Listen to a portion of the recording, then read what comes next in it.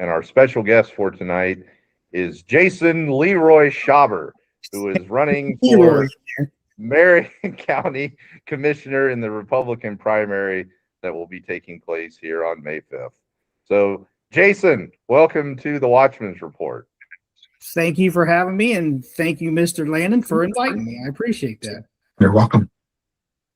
Yeah, it's our goal to try to get all four candidates who are running as the Republicans in the commissioner race here on the show. We've had Christy Neff on here. I don't know, time flies. That's probably been a month ago. But we're glad to have you, Jason, and to try to share with the audience out there a little bit more about you as a person, your experience in office, and then also your motivations for running for commissioner and what you would like to see done in Marion County. So to get us started here, now you're a local boy, right? You graduated from now did you graduate from Harding? You went to Tri Rivers, right? Well, yeah, your homeschool is your graduating homeschool. So I went to Tri Rivers, and I graduated from Harding in '94. Okay, and then you started your own business, as I understand, a landscaping yard company. Yep, I did for 20 years.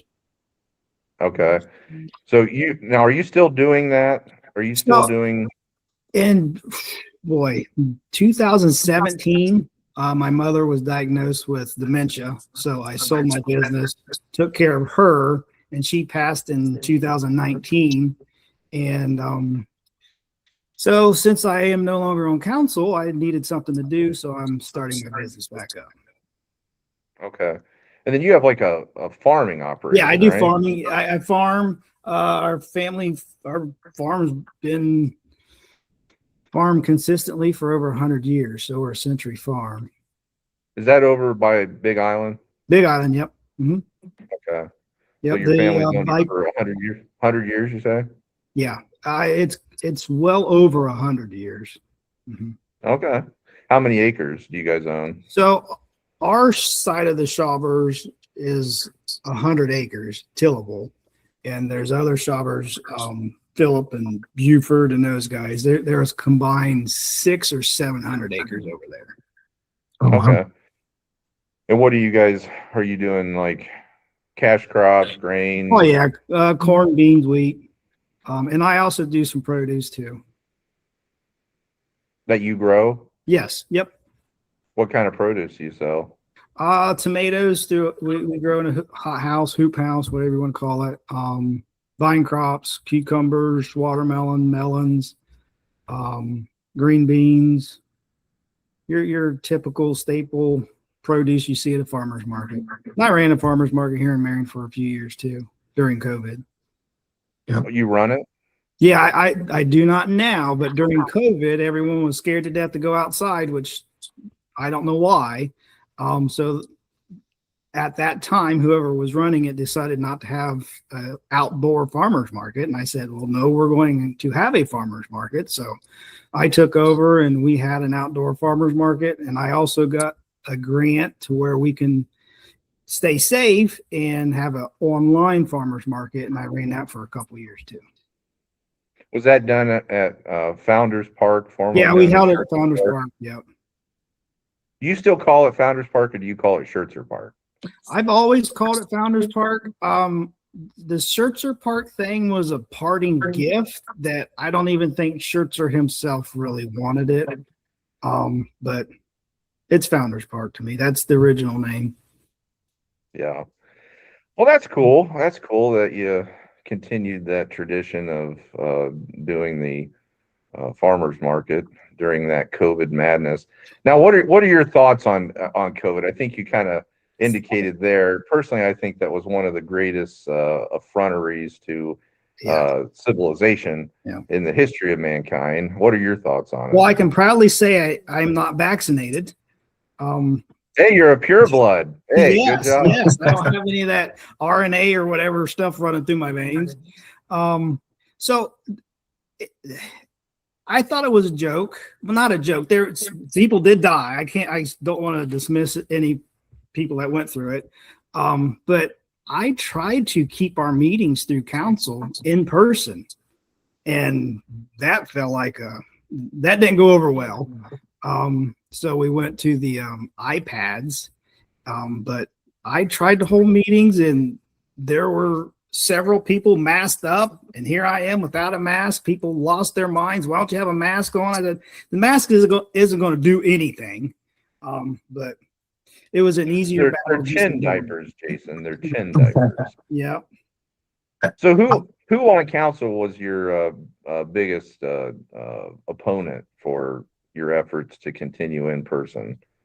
Was it somebody on council, or no? was it... No. So the mayor at Schertzer, he's in control of City Hall, and he shut City Hall down.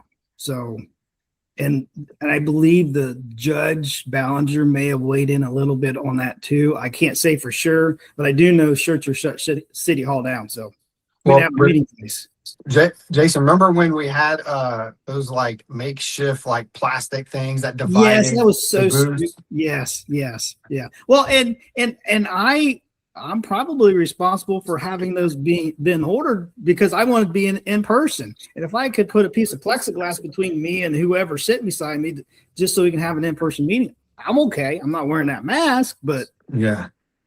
And I even tried to organize meetings in the parking lot, and that went over terribly too.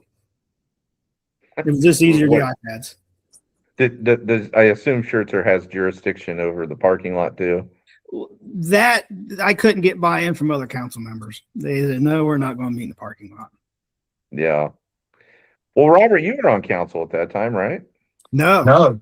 He was auditor. You were auditor by then? Yeah, that was like. Hey, I didn't know when all these policies started. If they started in the early 19 or when it was. Late 20s, wasn't it? No, it went. Yeah, it was. It started middle of March, so 6 years ago. Yeah. And yeah, I mean, I remember Schaber definitely, I think, led the charge on trying to bring in-person meetings back, and that went on months. I mean, because it was frustrating to really get stuff done, and then trying to get community, like you'd be on a Zoom call and people from the community are trying to speak. It was really difficult. Yeah, but I appreciate the efforts that Trina Rose put into organizing us and getting us on a Zoom meeting, and they were ran very successfully, despite the fact that we had to tell some people to turn their mics off or turn their mics on. That was a constant battle, but we got through it. Yeah, so locally born and raised, graduate at Tri-Rivers, Harding, small business owner at an early age. Mm-hmm. Now, did you immediately do that I know you went to Hocking College for like, what, a year? I went to Hocking College for a year, and I originally went to Hocking College to become a park ranger. And on our college visit, my mom was with me, and she said, this is kind of boring. So it might be kind of boring. So I changed and went into the fire science program there at Hocking College. And I got my 240-hour card through Hocking College as a professional firefighter. I came back to Marion and went through the Tri-Rivers Adult Education and became a paramedic. And I worked for a short time as a part-time fireman at Marion Township Fire Department. And if you know anything about fire departments, if you're not a cousin, brother, or some way related to a current firefighter, there's not much of a chance of you getting hired. So after about a year and a half, wasn't getting anywhere full time. So then that's when I started my mowing business, and I was working full-time job at the same time. So, and eventually, where was that at? I worked at General Castings in Delaware. Oh, okay. And I think it's Liberty Castings now, if it's even still in business. I'm not 100% sure. But I was I was building maintenance there when I first got there. They gave me a 5-gallon airless sprayer and told me to paint the building. And I did that for about a year and a half. And then I became their scheduler, their production scheduler, and eventually went into being their master scheduler. I scheduled, I think there was oh, I can't remember how many production lines, but there was 3 different foundries that I scheduled their production for. And then they had financial troubles, and oddly enough, it's tied to, in my opinion, a software program that took over scheduling from a person to a human being, and that really messed up their business, and they were getting late orders and stuff, and their business went downhill fast. And in April of 2001, they closed the doors and I left, and I was full-time business owner. So, family-wise, do you have siblings?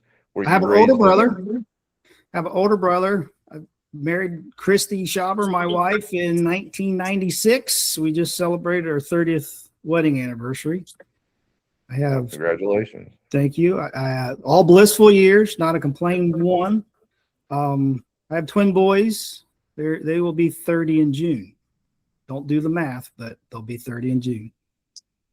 30 in June. Yeah. Well, that would have been right around the time that you were you cast your lot to run for Marion City Council at large. I think you were 29 at the time. Yep.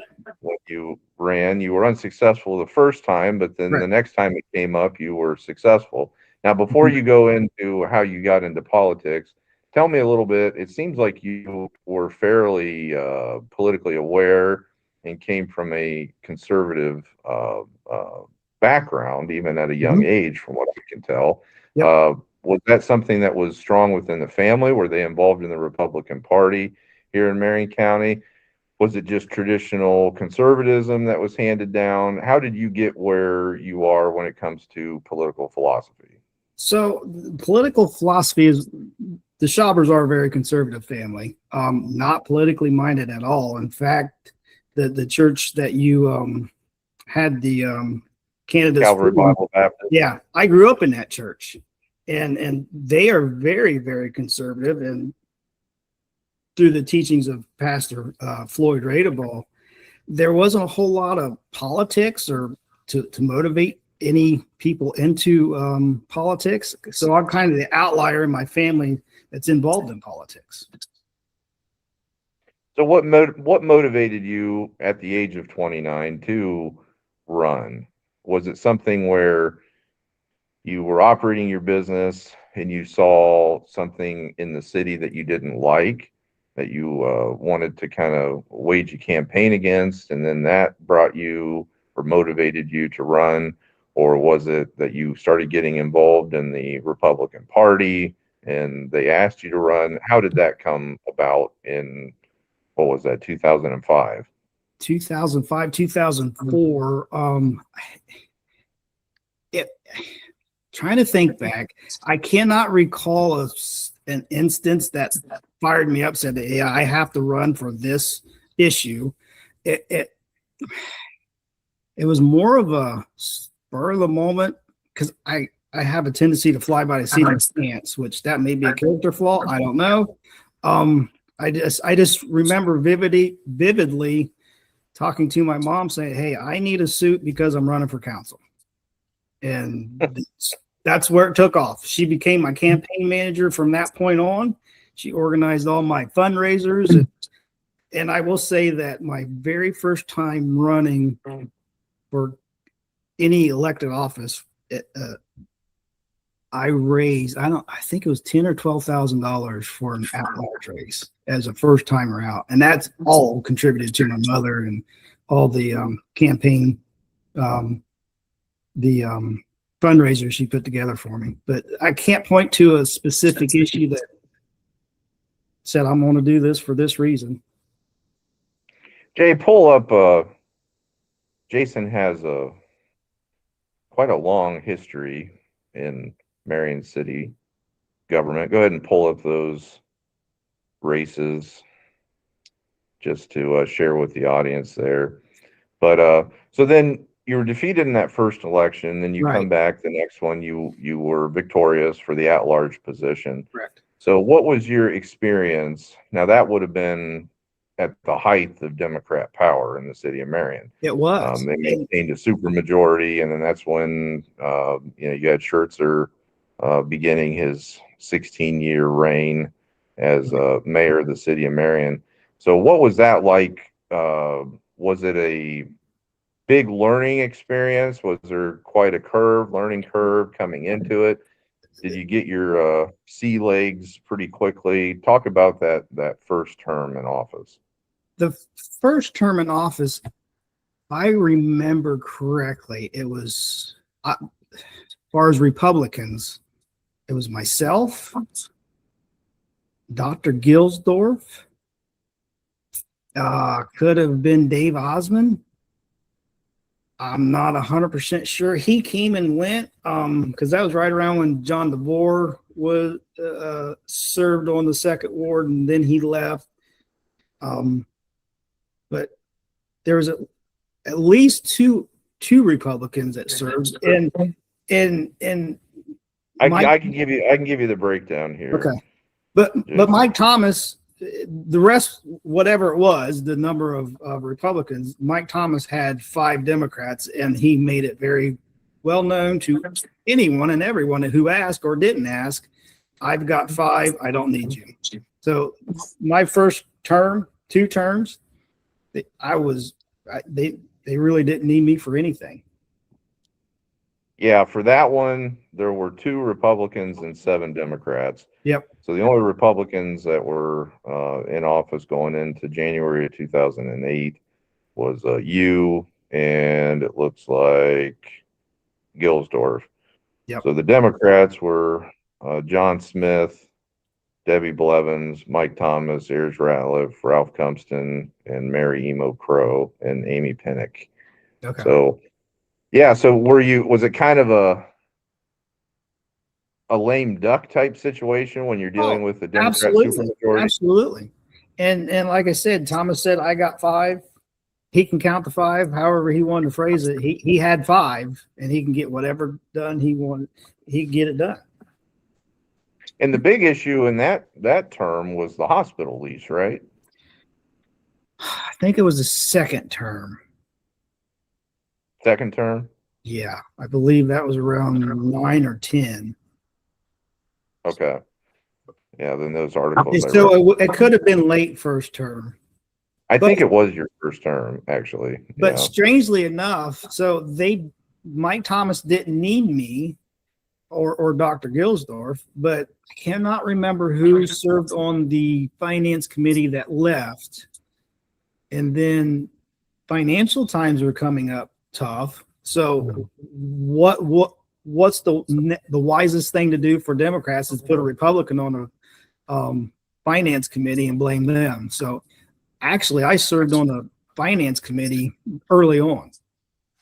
So in that first term, you were on finance committee? I can't remember if it was the first term or at some point in the second term, but I do remember that it was because someone left and we were coming into layoffs of police and fire and also the hospital lease.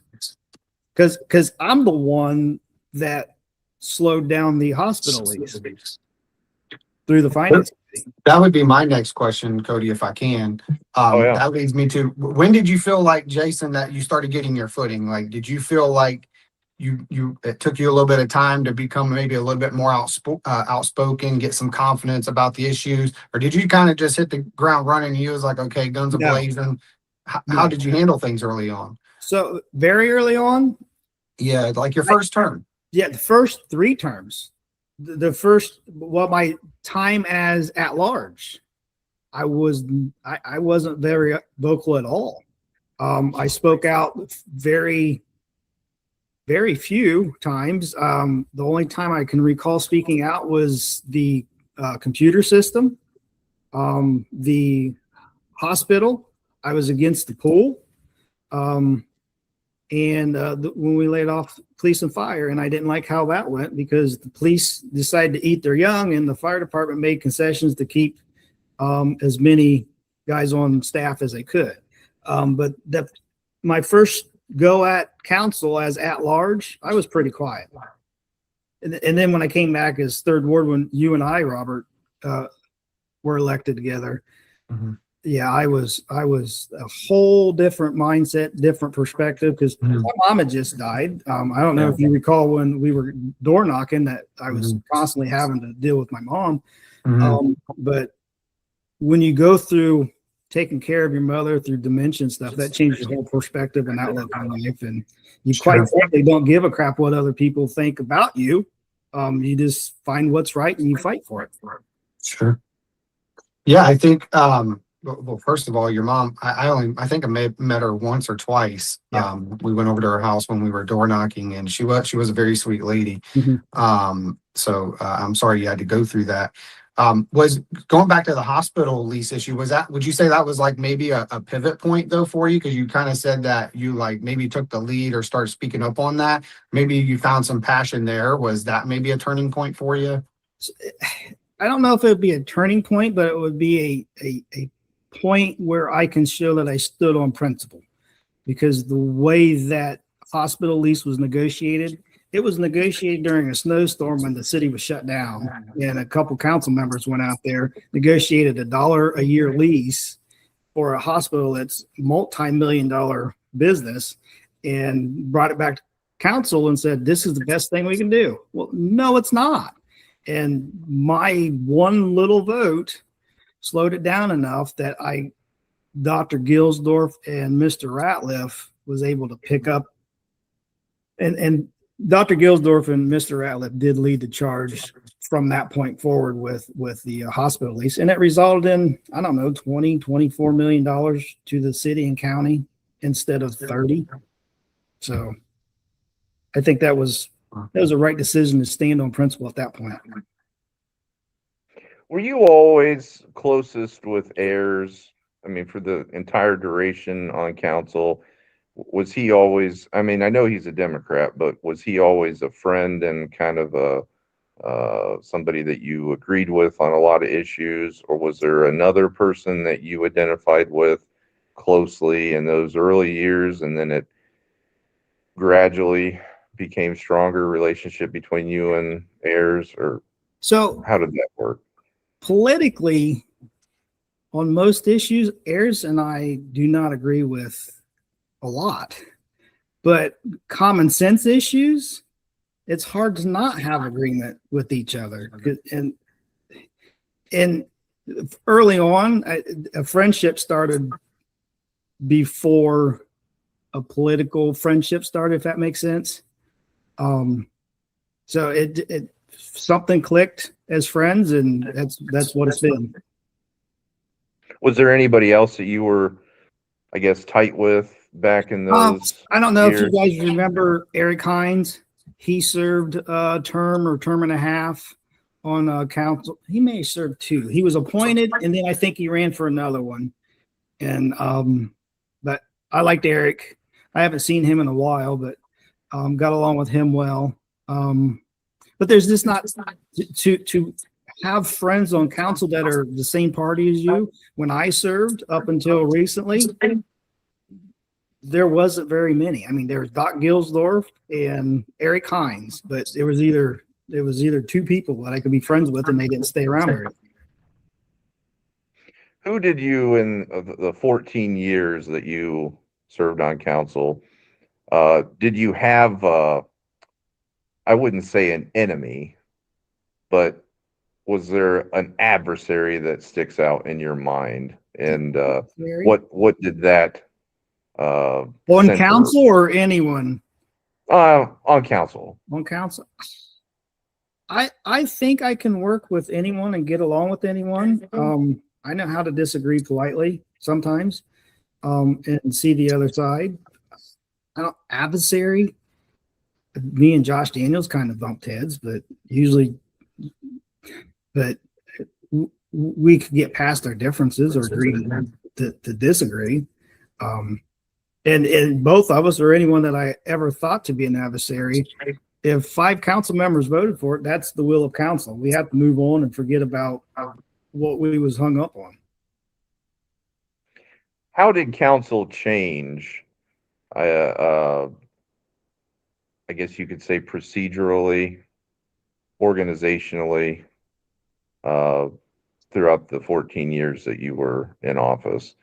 Has it remained largely the same as far as functionality too, or you're going to did it? walk me down a path and get me in trouble and start talking bad about people? Hey, So hey, are that's you what asking me? we're just having a conversation, Jay Schaub. So Come on. ask the question straight. Do I think that council meetings are ran differently in the past versus how they are now? Is that what you're really asking me? Yeah, I mean, I'm not gonna... Dave Edwards was the best council president that I've ever served with, hands down. And he was a Democrat. So slaughter me now, but he ran a good meeting. But beyond how the president of council is conducting the meeting, I'm talking, did you notice any other changes over the course of your long term in office? Or did it remain largely the same? I mean, you have hot button issues that come up, and you have some squabbling here and there. Or has it degraded over time? I guess I would ask. Are you asking about the decorum of council members? Decorum and just So the functionality, the functionality, like how government functions. Or maybe the culture. Maybe are you talking about the culture of? I'm talking big picture for somebody that's been in office for many years, that was in Marion City Council. Did you notice changes in, I guess, the culture, the functionality, the big picture stuff? Or when you break it down, was it largely the same, just different people? So maybe this is the answer to your question. My stint as at large, Mike Thomas was the president pro tem. And despite the fact that he could count to 5 and really didn't need anybody else, council meetings were very efficient. We got things done. Maybe not as much transparency or information was conveyed at these meetings because it was a lot of suspend the rules, yes. But they did move swiftly, and we conducted business, and we got things done. Now, I don't know if it's because people are asking more questions or just some council members don't know proper parliamentary procedure, how to run a meeting or how to form a motion. But it seems clumsy now. So do you think that there's more awareness with what's going on in the city? I guess more involvement by the public at large now or in 2008? No, it's the same. I think the only difference between 2008 and current, or the past when I was on as third ward council member, is we have social media. Back in 2006 through 2012, when I served, social media, it may have been there, I don't know, but it wasn't as big of a news source for most people. And that changed a lot. But we still had people, I mean, Ralph Hill and his group, Ed Christian. I remember sitting in one meeting because as the at-large council member, I sit clear down at the end. And since I had more seniority or tenure, I sit at the very end where the microphone would be. And I remember old Ed Christian coming up there with this cane and waving it in my face, just shouting at council. But we've always had those interactions with the public. And so nothing's changed other than the social media ads amplifies those interactions that much more. Now we want to get on to more current and relevant, arguably, topics, even though this is all relevant. You want to know the background of each of these candidates. As you look over that 14-year career in Marion City Council, what would you identify as your top 3 contributions, accomplishments And then what would be your top three failures or regrets? Let's put it that way. Go with the positive first. Hospital lease for sure. Because anyone will take millions of dollars over $30. So you want three? Oh boy. Let's go to a negative. Something that a decision I regret is when Robert and I came in as council in, what was that, 2018, 16, whenever that was? 18. We got rid of Irene Fulton. I wish I would have never done that. We got rid of her just for the sheer fact that we were Republicans, we have the majority, and we could do it. And that was as clerk of council, right? She was, yeah. Irene Fulton was the clerk of council. Yep. And it bothers me to this day to even think about it that I went along with that plan. And it's behind us now. And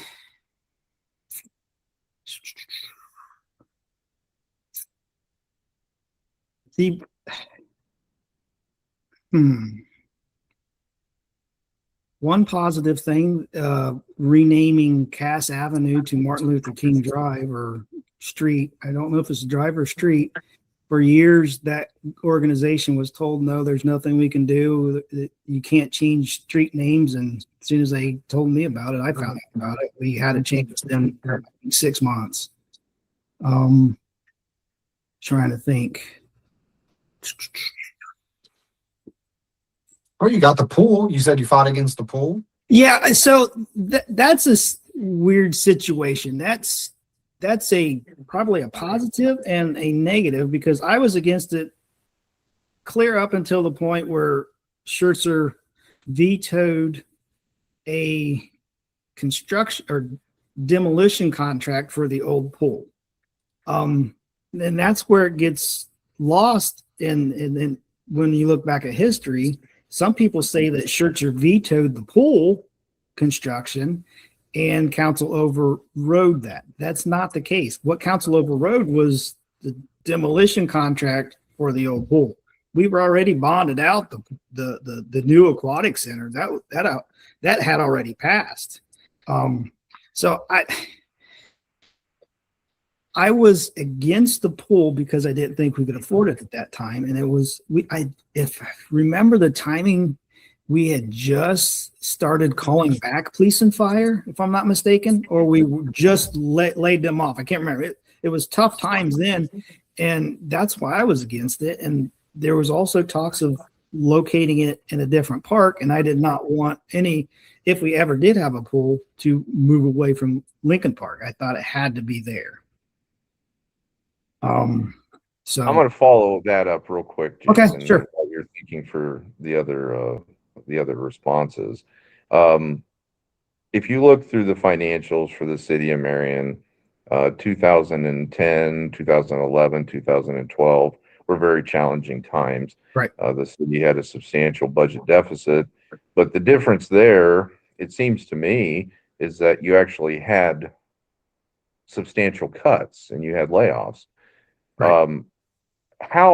What is your opinion on this fiscal crisis in comparison to what occurred following the Great Recession and the responses by Mayor Scott Schertzer and Mayor Bill Collins? Boy, that's a lot to unpack. So I think the difference between then, that was, or we had, though our books were not perfect, they were reconciled. We had issues. I'm not going to say that the auditor's office and the city didn't have issues, but our local government funding had been reduced year after year after year, and we had to change how the city's revenue stream was. And I think Schertzer, or I can't remember who his safety director would have been at the time, did work well with the unions to get them, instead of taking layoffs, to reduce their hours per week back to 32, I believe it was. And we took a day, we had a 4-day business week, and that kept people on staff instead of laying people off. It was a different approach. Like I said, they did lay people off though too. Yes, they did. That's what I was going to say. But the police department, they wanted to live and die by their contract. They ate their young. They didn't want to do any concessions or anything at that time. And I want to say it was either 12 or 15 police officers we laid off in one evening, and that was an unfortunate time. And now it's with this current crisis, it's raise fees, but don't change anything to your spending habits. And that bothers me a little bit. And so if we have a deficit currently, and you're kicking around the idea of removing the recycling program, which, okay, then either do it or don't keep dangling that out there for people to be ticked off about, or it's like, again, it's a different approach. There decisive action back then, and this now it's kind of throw out an idea and see what the public thinks, and then if they really hate the idea, we won't do it. Well, that budget being passed last night, I mean, that was just a kick in the gut. Yeah. It was this bloated budget, proposed budget that they cut off of. Yeah. And then when you look at the increases department by department, with the police and fire being the single largest beneficiaries, but all the other ones saw double-digit increases as well in salaries and benefits. It's a joke. It's a joke to say that we didn't cut more than what our 2025 actual expenditures were. We made our cuts off of this wish list budget of 2026, this bloated monstrosity. And then, like you said, coming in there and saying, we're going to raise this fee, raise that fee, reduce this service, and tried to get rid of the income tax credit. But then that was passed to reduce it from 100% to 50%. I don't know. Like it's not fiscally conservative, and it's, I was very outspoken, have been very outspoken, and I think all of us here on the Watchmen's Report have been, as far as the logical sense that it makes to reevaluate your fees and to adjust them according to inflation, maybe every year, every other year. Right. And that wasn't speaking to the sanitation, the sanitary sewer, and the storm sewer or storm drain, however it shows up on your bill. That is calculated based on debt service and operational costs. So back in, Robert, you may have been a part of that, or maybe you were the auditor at the time, but we passed a 10-year fee increase. I think it was 10 years, the fee years rate increase that was structured over 10 years. So we tried to take those precautions and put in those measures to increase rates. But it's supposed to be reviewed on the storm sewer side annually by the administration. And it wasn't being done. I do know as chair for 2022 to 24, it was. Okay. So just recently it hadn't been done. Yes. I'm going to give you one, Jay Schaber, as far as a commendation, a good thing. It wasn't successful. You weren't successful in your efforts, but I don't think that it was anything that you really could do, because you did try. And that was the opposition to the flock camera installation. Oh, yeah. So I know we have quite an audience. We've covered that topic. I think that it's something that needs to be done away with. We'll see, given the cities in the counties financial difficulties. But I know that was already approved. If you read the newspaper articles from back then, it was something that was signed on by Mayor Scott Schertzer and the chief of police, and then also Sheriff Matt Bales, to go ahead and do this. But talk a little bit about that and what was the reasoning, I guess the principled reasoning or the philosophy behind your opposition?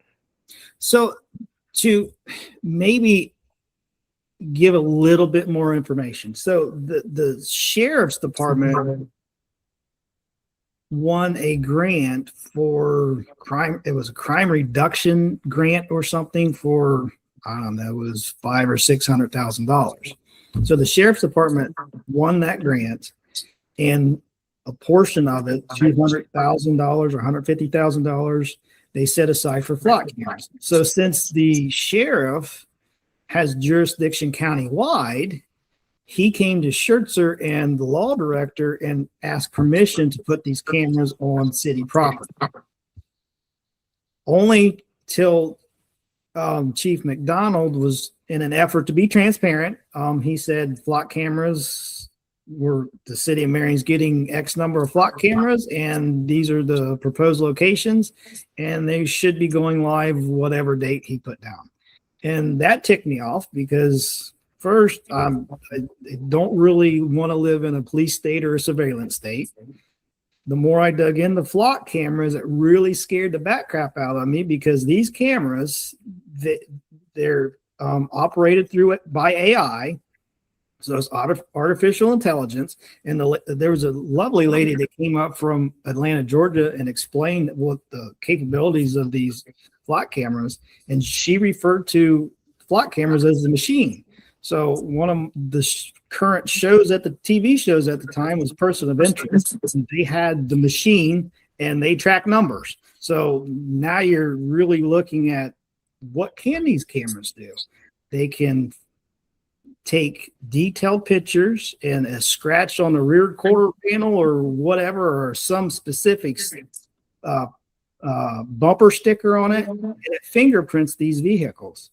And then, because of the network of these cameras, can produce a GPS-like tracking of your movements.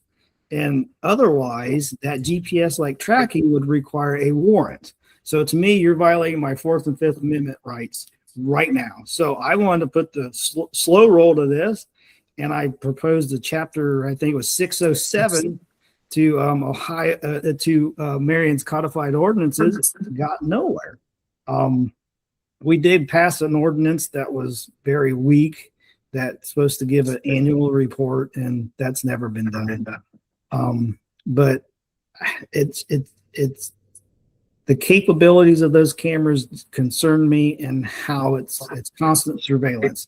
And at the time they came to Marion, I looked at LA County in California. They had 2 fewer cameras than Marion County did.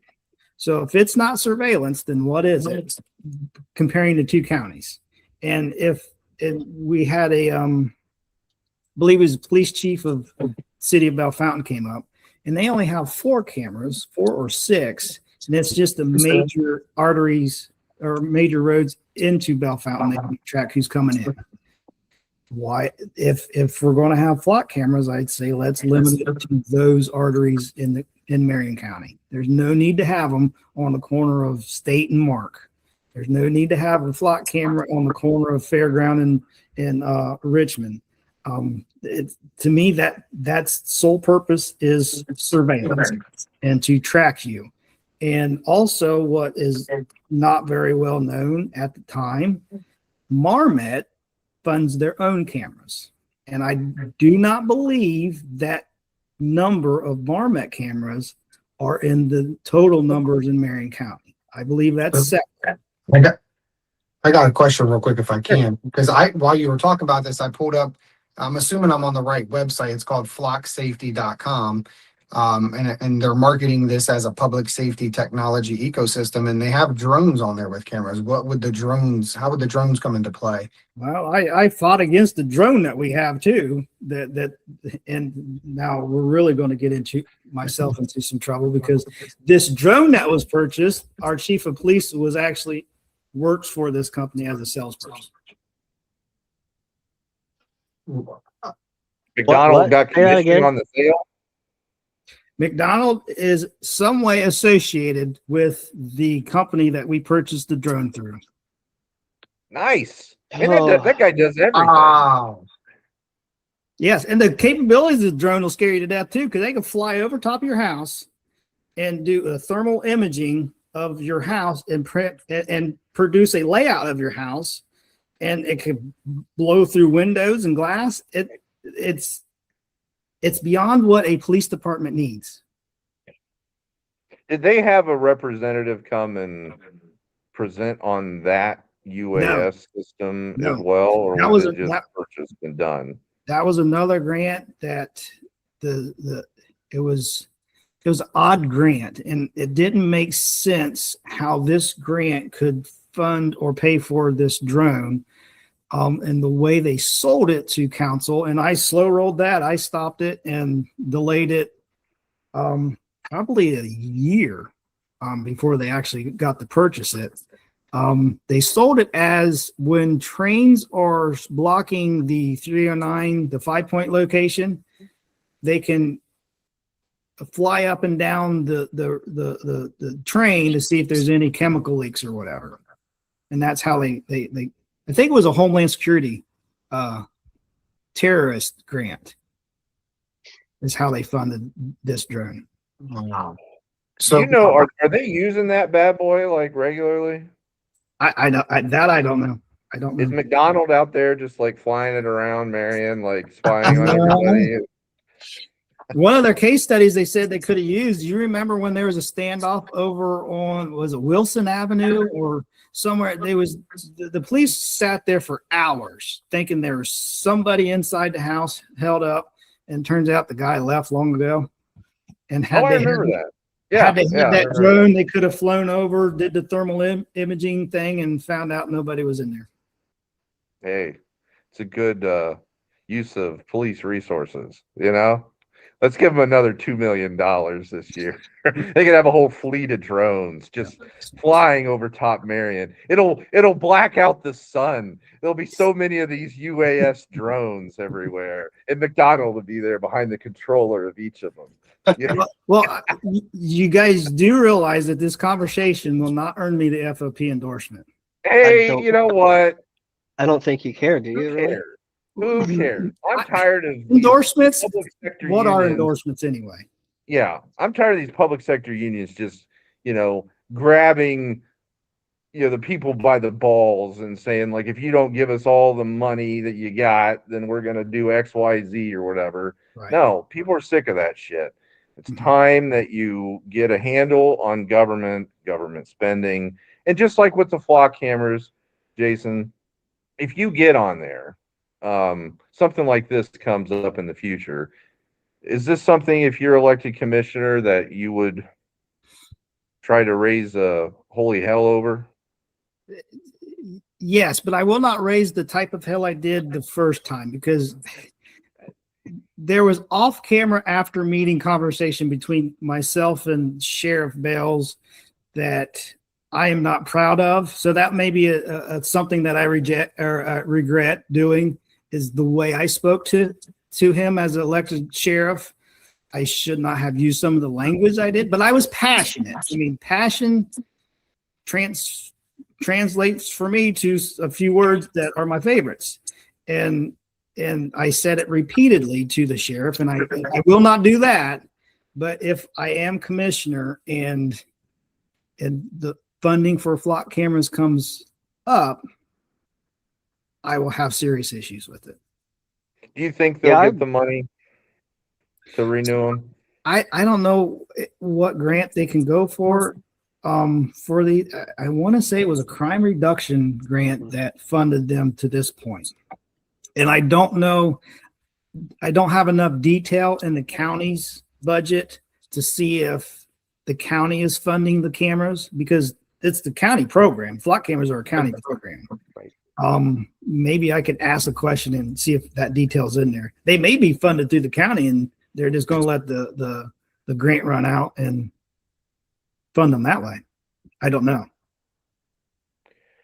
Jay Foreman, will you pull up the one chart with the election history for Marion County Commissioner over the last couple of years?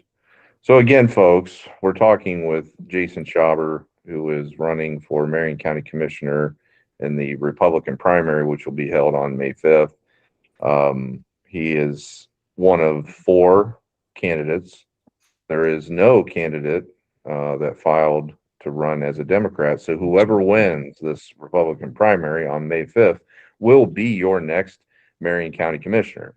And they will be filling the seat vacated by Dr. Mark Davis, who has served 1 term as Marion County Commissioner, who has decided not to seek another term. And they will serve alongside 2 other Marion County Commissioners, Kevin Davidson and Andy Applefeller. So, Jay, have you found that yet? Are you looking for the results or the photos? The results. So Jay's going to pull this up. Now, Jason Schaber, this will be your 3rd time running for Marion County Commissioner. As you can see, you challenged Kevin Davidson, or you were in that. That was Davidson was what? Kerr Murray? Yeah, it was myself, Davison, and Kerr Murray. Yeah. And that was in 2024 Yep. in the Republican primary, and really close between you and Davidson in that particular matchup. And then you challenged there for Stuyvesant. So Ken Stuyvesant was the incumbent in 2022's Republican primary.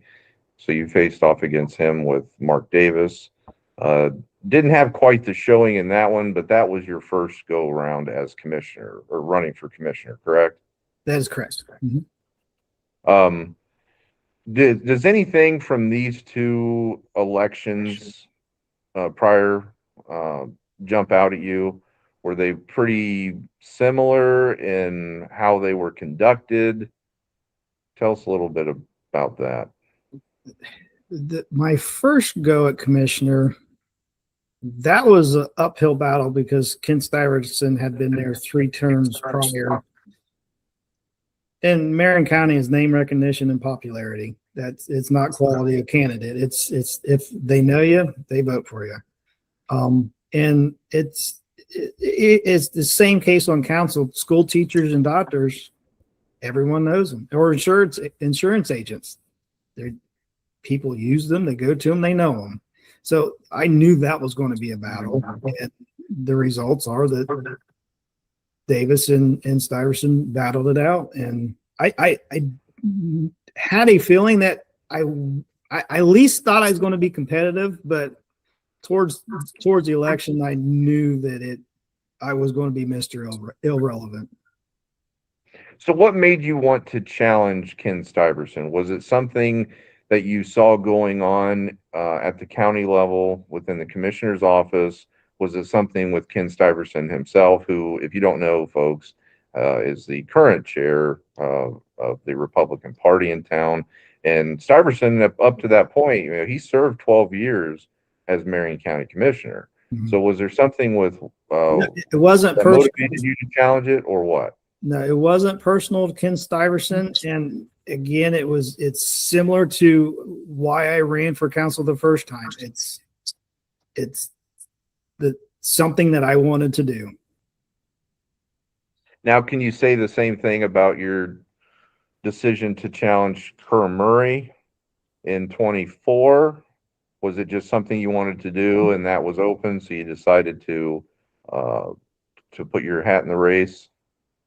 So Kerr Murray was it. I don't want to reduce him down to an easier target, but that was an easier seat to obtain. And that's nothing personal against Kerr, but I had an agenda then. I had reasons that I wanted to run at that point.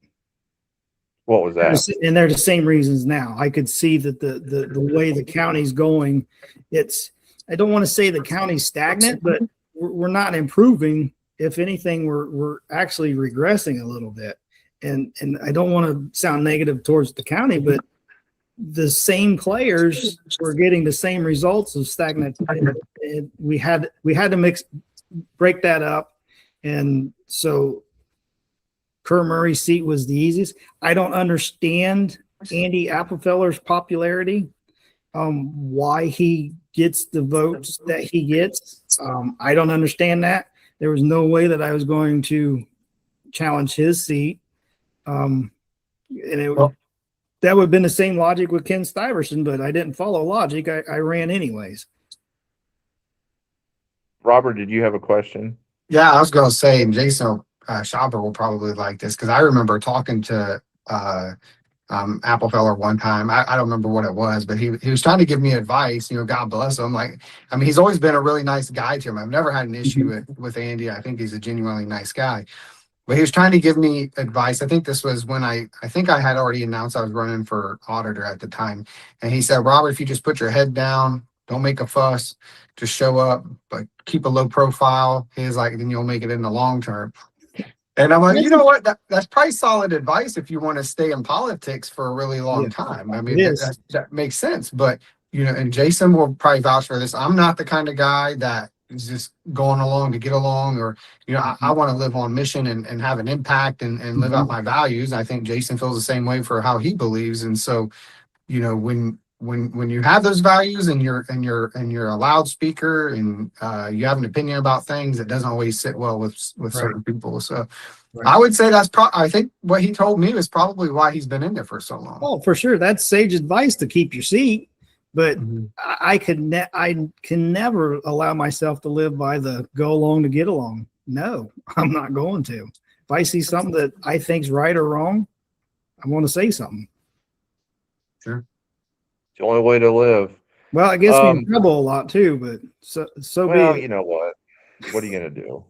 You gotta have some convictions and have some balls, some cojones, as they would say. So Jason, what has your approach changed to this third go around for commissioner, or are you maintaining kind of the same strategy within your campaign? Talk a little bit about that. So there are 3 other candidates, and I don't want to give away strategy. Pull that up, Jay. Pull that other one up. But so this campaign is definitely more aggressive than way more aggressive than the Stuyvesant-Davis campaign. The pictures, Jay. Sorry. Yeah. So there are some things I'm doing different this time. I'm really going to push early voting, because right now we got, I lost count now, 14, 15 days before the first votes can be counted or cast, not counted. So I got to get that message out there and get those early votes, because the path to victory for me in a 4-way race with 3 establishment Republicans is very, very, very narrow. And I have to get all these early votes that I can. Okay, I'm going to rattle off a name here. Jay has your competitors up on the screen. Give me a little bit as far as your thoughts on each of them. Strengths, weaknesses, and just overall surface level opinions, let's say. Christy Neff. Christy Neff, the last name Neff carries a lot of weight. The electrical contractors here in Marion for a long time. Do not know how many know Christy Neff, though. You're referring to Mike Neff, her husband. Yeah, Mike's grandfather started their Neff's Electric years ago. Tim Mooney. A great guy, been a long-term Clarendon Township trustee, I believe. Well, it says right there, 18 years.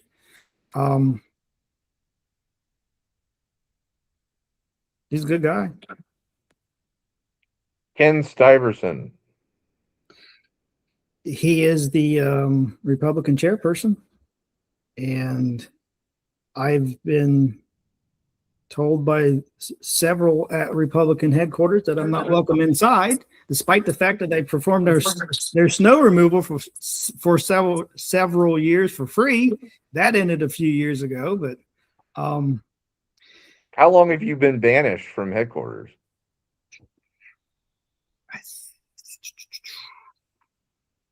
So, Robert, help me with this one. So I remember, I think you and I were talking about this. Yes, do you remember what year that was? It was either 18 or 19. Okay. Because I was on council, and I can't remember if it was my auditor campaign year or not, but it was one of those years. It was right around there, yeah. And there was I won't say it for you unless you want to say it, but I remember because I was there. There's a little dust up. Yes. Between you and Stuyvesant? No, it was Schultz, I believe. And I don't harbor any ill feelings towards or negative feelings towards Schultz either. I mean, Jeremy and I, his son, were friends. But I reached out to Schultz a few times after that, and I reached out to him most recently in January, and he will not take my calls or return any text messages. Is he still involved with? I don't know. I don't know who's involved or who's on Central Committee or any of that. The workings of the Republican Party. I was asked to not show up, but please plow our snow, and I did. So, other than saying that Stuyvesant is the chair of the Republican Party, that's the only additional commentary that we can get out of you. So I don't want to talk bad about it. Stuyvesant's he's a decent guy. I've never had any issues with Stuyvesant. All right. And then this guy on the left, Jason Leroy Schaber. It's Leroy. That's how they announced Leroy? that he graduated. Leroy, yes. Leroy. Ooh, Yes. fancy. We're fancy. That's a fancy way of saying it. That's the British way of saying it. Or the West Side. I go with the West. Oh, the West Side. All right. So we've got the four there. So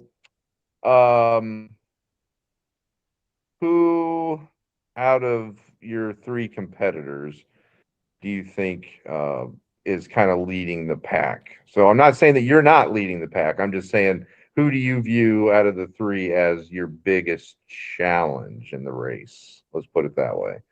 As odd as it is, I think all three of them, because I believe the only path for victory for me is for those three candidates to pull votes from each other and split it and fracture it enough that I can skate by with 29% of the vote. And that's the only way I can see that I can win, because I'm not an establishment Republican. And though I hold staunchly to Republican principles, I'm not part of that clique. And in a primary, I'm very well aware that you have to be part of the Republican clique to get the votes. Are all three of them equally part of that Republican clique? So again, I don't know factually. Would you characterize all of them as establishment Republicans? Let me pose it that way. Yes. I believe they all go to the club meetings, and I do not. Again, I was asked not to show up or not set foot in Republican headquarters. This is actually what was said to me. Even after Schultz is gone, so they're all still. Yeah, it wasn't Schultz who told me. Oh, who was it? I'm not going to tell you. They know. I thought you believed in transparency, Schaber. Come on, I do. man. I do. I still have the text messages.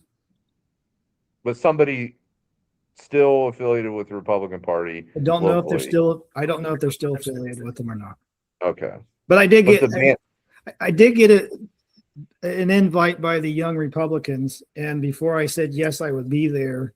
I said, am I allowed in Republican headquarters? They asked somebody and they said, yes, I am. So I'm allowed back at least on April 9th. Hey, look at that. Mending Yes. fences. That's good. All right, so that's the competition. Now, as far as your campaign strategy up to this point and moving forward, what does that look like? Are you going out and are you hitting Door knocking, doors and kissing babies and that sort of thing, or what's it been looking like, and what are we looking at moving forward? I door knocking, have several helpers that I believe by this weekend, we will have a round of the city done. And that will be identified hard R reliable Republicans that we touch their doors with literature. And if not with literature at their door, there will be something sent to them through the mail by the end of this week. How's the fundraising coming?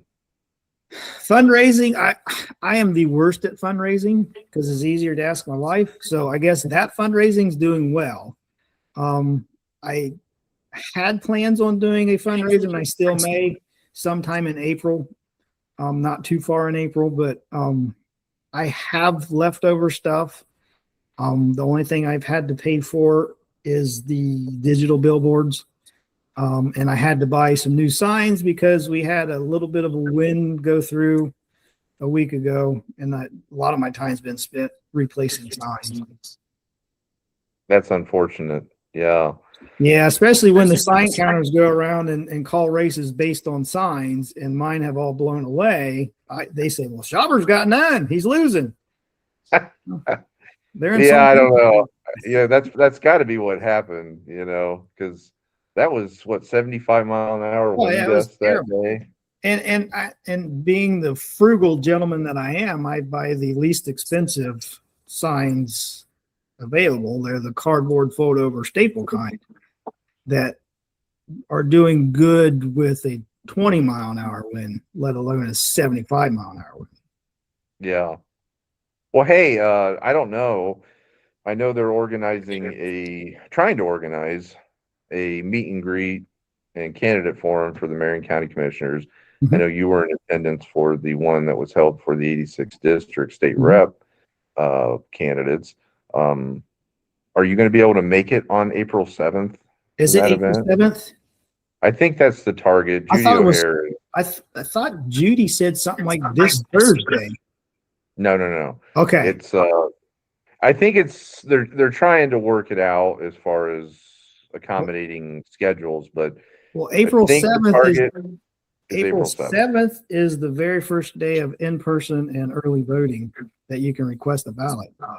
So if it's that evening, I will take a page from the Robert Landon campaign and chase absentee requests that evening.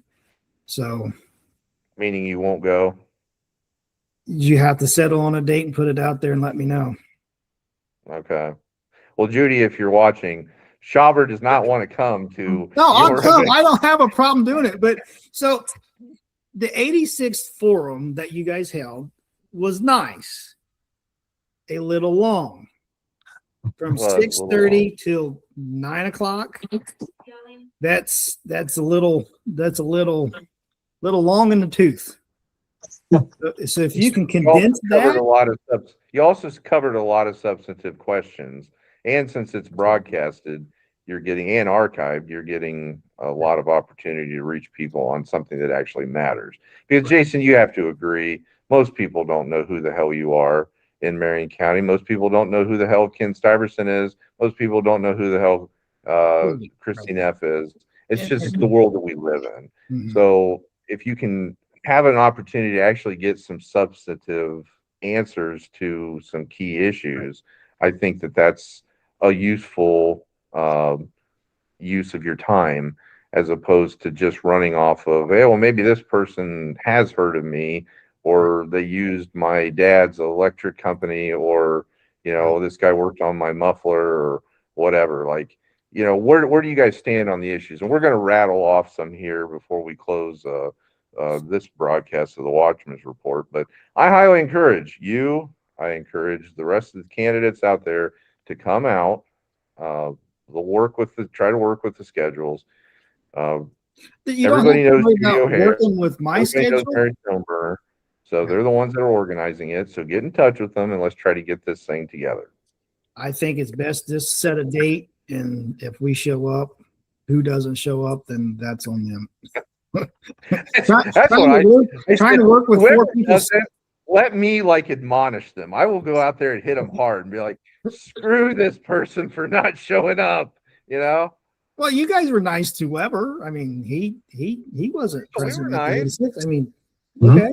Set a date, set a time. I would recommend an hour and a half, but you guys. I think they're going to cut back on the meet and greet portion since that really wasn't utilized. Maybe cut that back to like a half an hour. But I think as far as the questions from the audience and the moderated questions, there's some big questions in that race, and then also this commissioner race that really will distinguish the candidates. Would you agree?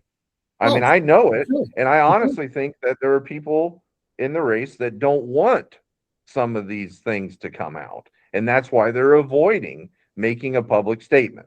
What would they avoid not coming out? I think what topic? Issues. What topic? Let's just rattle these off. I know that you did fill out. There was a questionnaire that was published on Facebook with 10 questions. Let's just kind of briefly your positions on these. First of all, the issue of property taxes and the abolishment thereof. There's a citizen-driven constitutional amendment that is really, really popular out there and may likely appear on a future ballot in the state of Ohio to abolish property taxes. So what are your thoughts on that particular initiative? Are you in support of it? Would you vote in favor of abolishing it? What are your thoughts on that? Well, I've signed the petition to get it on the ballot. And I think it's the right or the correct first step at correcting our property taxes that I believe the Supreme Court said were unconstitutional. And also I think it'll help the state rein in some spending that they don't necessarily have to spend money on, and force them to look at a budget and live within a budget. But it also, the unfortunate side is if property taxes are abolished, the townships will suffer unless there's a good plan, a contingency plan to cover the absence of property taxes. And I think that all that has to come from the state down. Yeah, I mean, it's clear if you look at the state's budget that there's a whole lot of waste, fraud, and abuse. There's been exponential increases. I think it's doubled in a period of 10 years. Now their annual budget is about $100 billion. Right. There's a lot of room to reallocate resources. Sure. And if Wesleyan's correct in her statement she made at your candidates forum that she's found what 17 billion in funds that could be redirected towards the schools and have the state fund the schools. So that if that's factual and that could be done, right there takes care of your levies on property taxes for the schools. So, but I don't know how factual that is or if it can be done, but that is definitely something to look into. There's a lot of duplicate. Yeah, we can go in depth. We don't really want to waste our time. Don't get Cody started with Jason Leroy Schaber. We don't want to waste it on this one question. Next thing here, I think it's not a huge deal to a lot of people, maybe over in Big Island or LaRue or Greencamp. But if you live in Richland Township, if you live in Waldo Township, the southeastern part of Marion County, it's a huge issue, and that is this proposed Interstate 71 and US 23 connector highway. So I know at the beginning you kind of held off from stating an opinion until you attended the informational meeting that ODOT held at the Marion County Fairgrounds the other week. So What is your position on that topic? Are you in favor? Are you opposed to the construction of the highway connector? And if you are elected as Marion County Commissioner, what will you do to fight for or against it? I'm absolutely opposed to it. And the infuriating part to me is that House Bill 56, the big transportation bill, passed the House and Senate unanimously. Serving on the Transportation Committee is Rory McLean on the House side, and on the Senate side is Reineke. Rorian is now saying that he is opposed to this 2371 connector, and I believe he's working on some legislation to get through the state to stop the study. Why wouldn't we stop it at the very beginning? Why didn't McLean or Tracy Richardson say, hey, they're shoving in this feasibility study through an amendment, and it's going to affect Marion and Morrow counties? They are our elected representatives. They should be speaking to us. Now, Reineke's held the same position at keep an open mind, but and then also another infuriating part is that it could be a toll road. So a very limited access road will produce zero economic development whatsoever, and it just will destroy the culture of that side of the county in Morrow County. Amen. Couldn't have said it better myself. Economic development. We have none. We do have none. Marion has none. What are your thoughts on that? Now, I personally, as somebody who is a genuine conservative, I do not believe that it is within the purview of government to create economic development. They can, however, by their tax policies and their regulatory atmosphere, they can create an environment that is conducive to economic development, but that's the extent of it. If you expect government to engage in economic development, you are going to be very much disappointed. So what are your thoughts on that? And if you are elected Marion County Commissioner, what are you going to do to either use government to facilitate economic development directly through like the creation of a economic development director or some kind of public partnership with Can Do or some other entity that really just shits their pants all the time and does nothing else? What are your thoughts on that and your plans? So early 25, well, our annual, as council, our annual review or resolution in support of Can Do had been kicked down got kicked down the road for many months. And then all of a sudden someone has an idea to create a position within city government as a economic development director and give them a 6-figure salary. Well, that position was created. Can Do basically imploded because city nor county supported them anymore. Then Mayor Collins decided that he wanted to request the state to come in and review to see if we meet the criteria for fiscal caution. I was screaming that Marion met the criteria for fiscal caution since late 2022, early 23. And then once the fiscal caution came down, Collins didn't feel comfortable with filling that position. So we went an entire year with no economic development function going on at all. There isn't a plan moving forward through 26. So it would be sad for the county and the city to wait until a new commissioner comes in and lights a fire to start economic development back up again. We cannot afford to go 2 years or 3 years because you're not going to get anything done on day one because they're not doing anything now. But isn't economic development the engine that drives the force that increases revenues to the county's coffers and to the city's coffers? And that's the one thing they're doing absolutely nothing for. I hope that on day one, if I'm elected, that's not a project I have to work on, but if it is, that will be the very first project I work on. And what that looks like, it will not look like a county or a city employee. I think there needs to be a separation between the two, just like you said, Cody. The government should not be involved in drawing in businesses like that, only through TIFs or some kind of tax abatements.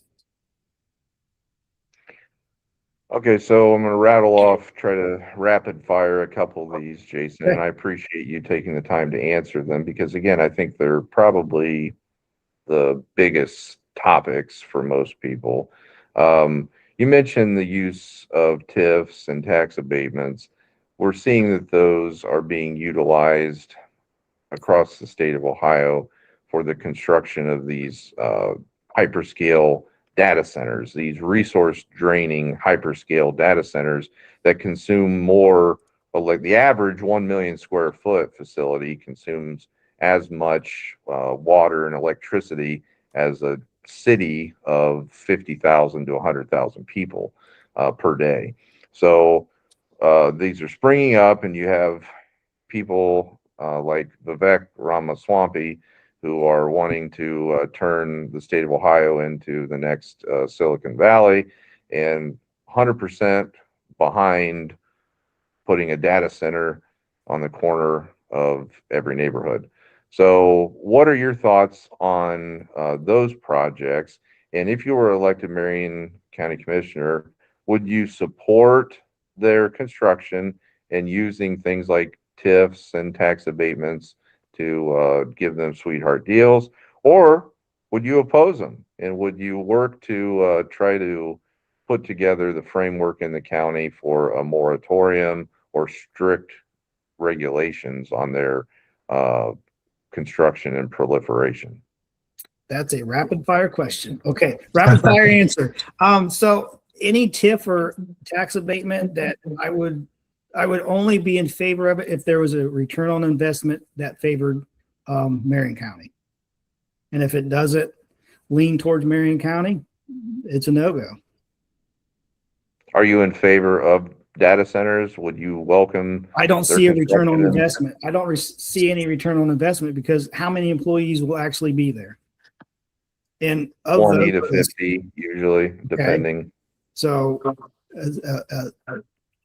don't they usually have a rather large footprint? So I don't. Yeah, I don't see a good return on investment that benefits the county. So it would be no. I think they need to get ahead of things.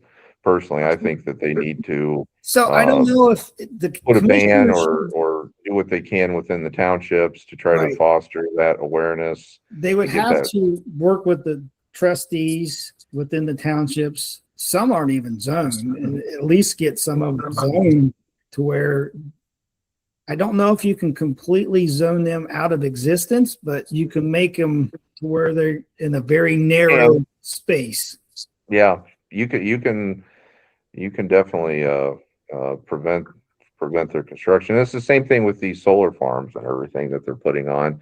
So let's talk about that real quick. So we had a year and a half, 2 years ago, you had the big to-do in Pleasant Township. Mm-hmm. When that was going down, were you in favor of the proponents of it, the solar companies, the landowner, the farmer who was trying to sell or lease his property to the company, or were you opposed to the construction of the solar farm?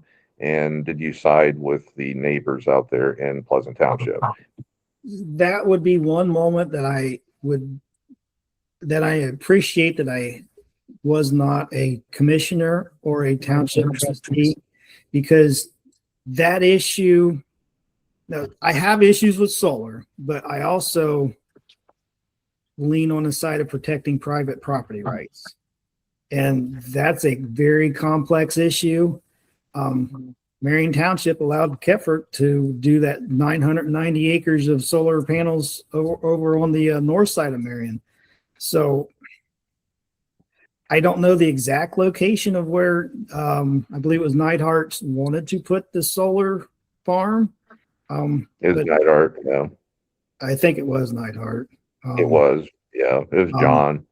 Okay, but I I would need more information to give a hard stance on that situation, but I would lean towards private property rights.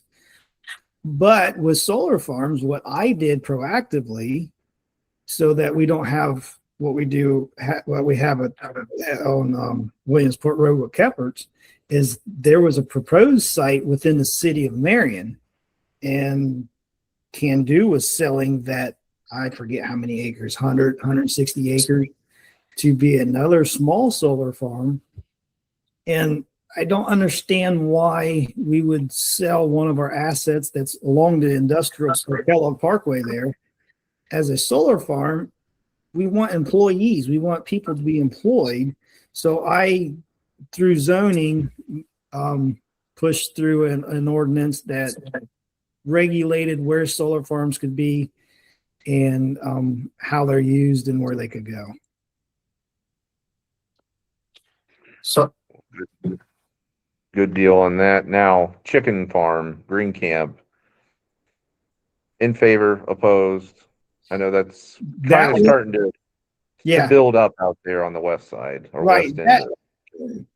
To me, if it's planned to go in the location where it's at, that's way too close to the river or to the village. I don't care who's involved, whether you're an affluent farmer or a well-known name, it's just too close to people. And so look at our economic development in Marion County in 2026. Our best business or employer that we're recruiting to come to Marion County will literally produce 12 tons of crap. So how is that good for economic development? Everybody loves crap. Well, okay. This one might be a little bit more long-winded here. So the Marion County Commissioners approved a 2026 budget that contained a $4.5 million deficit, and they don't really have a whole lot of ammunition in reserve. So they're facing quite the situation, just like the city of Marion and also Marion City Schools. Just misery abounds, I guess you could say, Jason, across all levels of government in Marion County. What will be your plan? Now, let me preface this here. Okay. If you look, and I don't know if you have, they went on a freaking hiring spree. You know, in the last couple of years, Marion County has hired something. I thought you meant recently. 80 people just over the last couple of years. So it's just another example, just like the city of Marion, we were talking about that earlier in the budget, how they really didn't make any substantive cuts, and they actually gave double-digit increases for salaries and benefits pretty much across the board within the city of Marion, even though they're in fiscal caution and supposed to be cutting. So Marion County is the same way. Marion County has gone on a hiring binge. All the while, the county's population is declining. It's declining. It's not a situation where it's Delaware County, it's Union County, our friends to the south, where they're actually growing. And Delaware is growing exponentially. So if you were to look at that and say, oh, okay, yeah, they had to hire more people because they added another 20,000 people this year. That's not the situation in Marion County. So this is just another example of government excess. How do you, as Marion County Commissioner, plan to rein in this spending? Because it's ridiculous. And then they come out and you have somebody like Mark Davis that goes out and says, well, man, finance isn't my thing. I'm more of a social butterfly. I like to go out there and have a cocktail. I don't really understand finance or budgeting. Like, is Jason Schaber going to be another Mark Davis? No. Where he's so that line that you just somewhat quoted, that is the reason why I decided to run for a third time. I really had no desire to run again. After I was done with council, I was ready just to go back to mowing grass until that one line was in either the newspaper or on Spears' show. I can't remember, But He That's who what- shall not be named. oh, stop. Your best bud. But to answer your question, how I would control that as a commissioner, and this is a very tough sell. And Robert, if you remember way back when you and I came on council together, remember our discussion we had a wild idea of changing the fiscal year, or changing instead of an annual year to a fiscal year.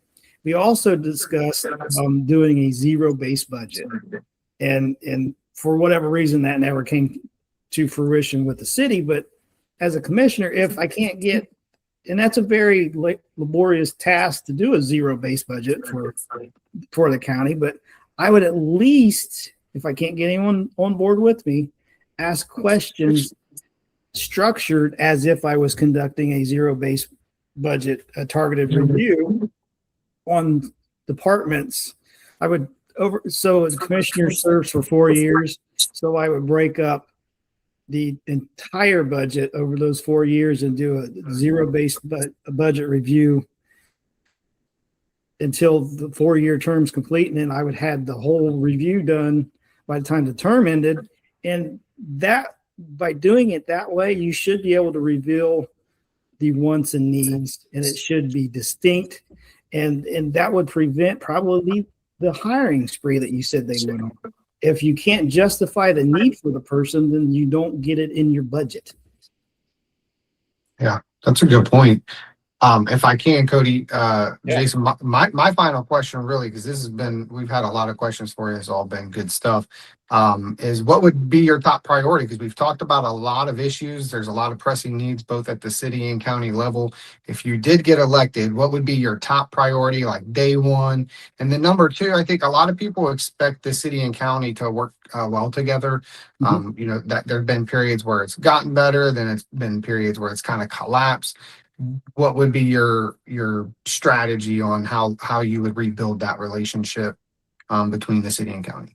So my top priority would have to be economic development, because Union County, Marion, and Delaware County, they're busting at the seams. So the natural progression is for it to come to Marion. And right now we are unprepared to do anything with anyone.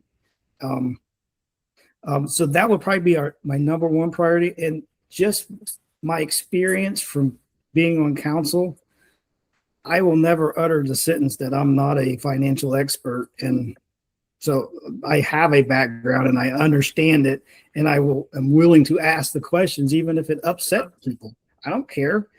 So what else? What other parts to your question? And then how would you, and it probably is a character flaw, but I will talk to anyone. I don't have a problem talking to anyone. And sometimes they don't like how I react or speak, but I'm working on that. I'm have a little bit of self-reflection and understand that I'm a-hole sometimes, but I will work with anyone. I will talk with anyone. And those relationships are important, especially on the commissioner to the township level. I'm trying to do that now as part of my campaign strategy, is to start building. I'm going to the township meetings, starting to build relationships, because if I am elected, I want to continue that on, because the township's closer to the people than commissioners are. When it comes to the current Marion County commissioners that you might be serving with, so that's Kevin Davidson and Andy Applefeller, do you think that you will work well with them? Do you have a good relationship with them currently? Or if you don't really know them, or you don't have the best relationship with them, what do you plan to do to foster that relationship so you guys can get things done? Right. I don't have a problem with either gentleman, Applefeller or Davidson. I don't know Davidson that well. I've known Andy for a long time. I came around the Republican Party back in 2004, and Andy I think he was recently appointed to commissioner around that time. So, and I've known him ever since. I don't think there's probably mutual respect between all of us. There's no animosity at all that I know, that I'm aware of, at least not on my side. Well, I think that we've run through quite a few questions here, got to learn a little bit more about candidate Jason Leroy. Leroy Schaber. Now, before we go, Jason, give your little last closing argument sales pitch. Why should people vote for Schaber for commissioner? And I would hope that people would see that my time on council, that I truly served the people that I represented. I did it never was party first and then the people. It's always been the people I represented came first. And that's how I will conduct myself as a commissioner. That's how I conduct myself in non-political life. If I can help somebody, I'll do it. How do people get in touch with you? How do people get signs? How do people contribute to your campaign? I will send everyone to Schaber for Commissioner. That's my Facebook page. And then my email is the same, schaberforcommissioner@yahoo.com. All right, folks. Well, there you have it. That is the interview with Jason Schaber, a candidate, Republican candidate in the primary, which will be held on May 5th for Marion County Commissioner. Be sure to check out his Facebook page and to research that race. It's a very important race. Mm-hmm. People think that these national elections are more consequential. Well, they're pretty consequential when your economy might be destroyed or your country annihilated by some nuclear blast. Yeah, that's pretty important, but there's a lot of importance when it comes to the local elections, and we want to make sure that we get somebody in there who is good, who is going to take the job seriously, who might actually know a thing or two about budgets and finance and isn't just a social butterfly. So for Jason Foreman, for Robert Landon, and our special guest, Jason Schaber, I'm Cody Higley, and this has been the Watchman's Report. And remember, folks, a watchman is always vigilant. Have a good night. Have a good night, guys.